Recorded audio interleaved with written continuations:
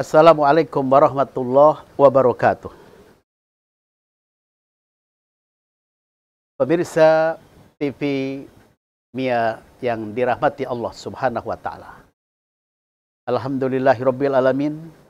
Kami dapat hadir kembali menjumpai kaum muslimin muslimat di Nusantara yang kita cintai dan di seluruh negara dimanapun Anda berada.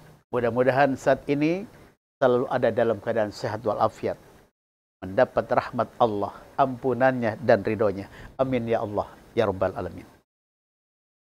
Pemirsa TV Mia Ibnu Abbas yang berbahagia, kita akan membahas tentang keistimewaan hamba Allah yang rajin melaksanakan sholat tahajud.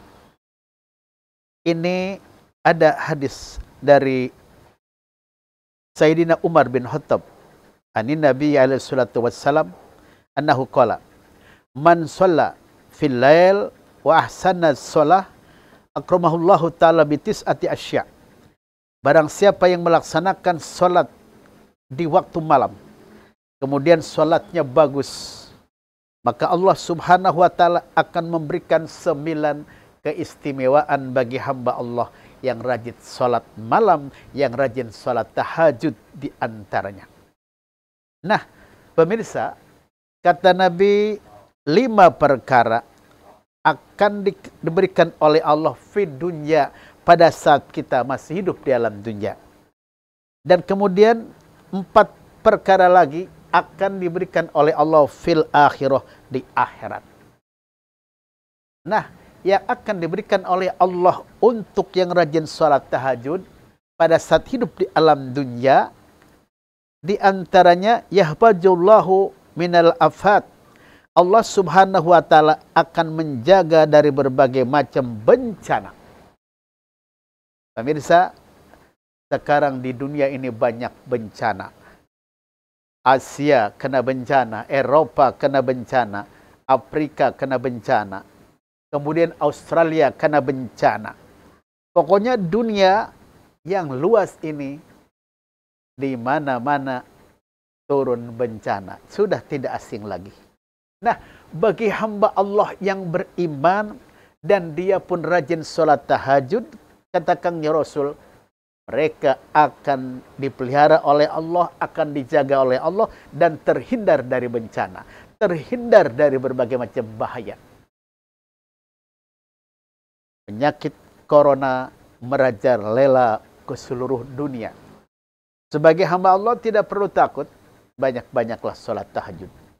Nanti Allah akan menjauhkan diri kita semua minal corona, dari penyakit corona. Nah ini,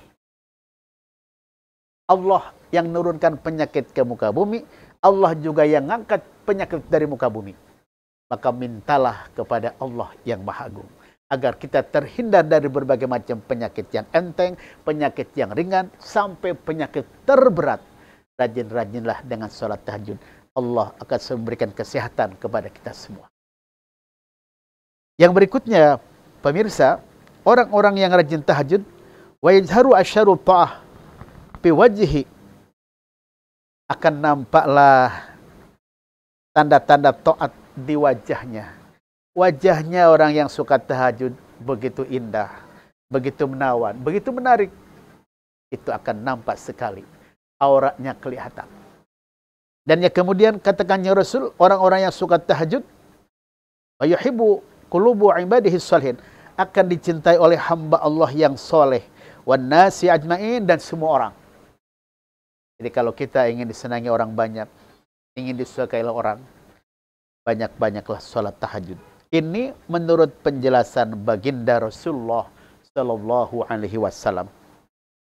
Dan yang kemudian pemirsa, orang yang rajin sholat tahajud, ketika bicara pun penuh hikmah, bicaranya berbobot, bicaranya mengandung keilmuan, bicaranya subhanallah. Inilah tanda orang yang rajin sholat tahajud. Bicaranya punya makna yang sangat dalam, punya isi yang bagus. Pemirsa TV Mega Ibnu Abbas yang dirahmati Allah Subhanahu wa taala. Yang kemudian 4 perkara lagi akan diberikan oleh Allah nanti fil akhirah, di akhirat. Orang yang rajin sholat tahajud, kata Nabi, ini akan dibangkit dari kuburnya, wajahnya indah, wajahnya menarik. Ini yang suka tahajud. Kemudian akan dimudahkan hisabnya. Ketika dihisab tidak banyak masalah. Ketika dihitung amal, dihitung berbagai macam kehidupannya, semua lancar. Inilah orang-orang yang suka tahajud akan mendapat kemudahan dalam urusan hisab. Dan yang kemudian wa yamuru ala sirat kal barqil khatib. Ketika dia melintas siratal mustaqim, jalannya kecepatan seperti kilat menyambar, seret, sampai di surga Allah. Subhanallah. Ya. Orang-orang lambat sekali masuk surga, bahkan dipermak dulu neraka. Ketika dosanya habis, baru nongol ke surga. Ini kelompok terakhir masuk surga. Ada yang model begitu. Mudah-mudahan pemirsa semuanya termasuk kelompok yang pertama masuk surga dengan kecepatan yang begitu hebat. Subhanallah, subhanallah. Dan yang kemudian,